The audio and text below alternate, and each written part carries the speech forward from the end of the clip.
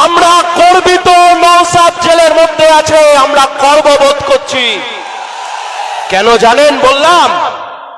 এই মুহূর্তে পশ্চিমবঙ্গ সরকারের ৩ জন বিধায়ক জেলের মধ্যে আছে, ৩ জন। একজন পার্থ চ্যাটার্জি, একজন মানিক ভট্টাচার্য, আরেকজন আমাদের নওশাদ। প্রথমের দুটো মানুষের টাকা চুরি করে জেলে গেছে, আর নওশাদ মানুষের লড়াই লড়তে গিয়ে জেলে গেছে। চিরজীবন ইতিহাসে লেখা থাকবে, চিরজীবন ধরে ইতিহাসে লেখা থাকবে। যতদিন খুশি আরাবুলকে প্রোটেকশন দিয়ে রাখুন, কারোর ক্ষমতা হবে না ওকে জেলে যাওয়া থেকে আটকানোর, কারোর ক্ষমতা হবে না নওশাদ সিদ্দিকী সহ আরো 18 জনকে জেলে পুরে রাখার। তুমি চোখ দেখাচ্ছ, তুমি টাকার গরম দেখাচ্ছ, তোমার সাথে আমরা বুঝে নেব, রাস্তায় বুঝবো, আদালতে বুঝবো, গণতন্ত্রের লড়াই গণতন্ত্রের মতো করে বুঝবো।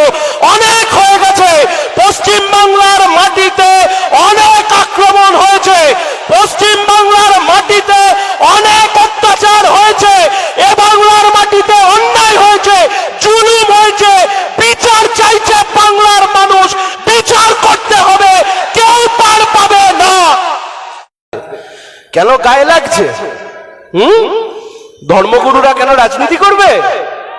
ধর্মগুরুরা কেন রাজনীতি নিয়ে কথা বলবে? কেন 21শে জুলাইয়ের মঞ্চে দাঁড়িয়ে দাঁড়িয়ে যখন তৃণমূলের পক্ষে কথা বলতে হয় তখন তো মনে পড়ে না? তৃণমূলের পক্ষে বললে সুবহানাল্লাহ, আর তৃণমূলের বিপক্ষে বললেই তুমি কেন কথা বলছো? এ বজ্জাতি বাংলার মানুষ আর সহ্য করবে না। কি অত্যাচার করছে বাংলার মানুষের ওপর, চোখ খুলে তাকিয়ে দেখুন। 1 বছর হয়নি আমাদের বন্ধু একসাথে মিছিলে হেঁটেছি, এনআরসির বিরুদ্ধে মিছিলে হেঁটেছি, সিএর বিরুদ্ধে মিছিলে হেঁটেছি, আনিস খানকে খুন করে দিল। আনিস খান খুন হয়ে যাওয়ার পরে আদালতে আমরা লড়েছি, আমরা রাস্তায় লড়েছি। কি বলে বিজেপি হিন্দু, কি বলে মমতা ব্যানার্জি মুসলিম হিন্দু দুজনে মিলে ভিড়িয়ে দিয়ে ভোট করাতে চায়। আরে আনিস খানের মুক্তির জন্য লড়াই করতে গিয়ে মীনাক্ষী মুখার্জি থেকে 18 জন 15 দিন ধরে জেল খেটে এসছে।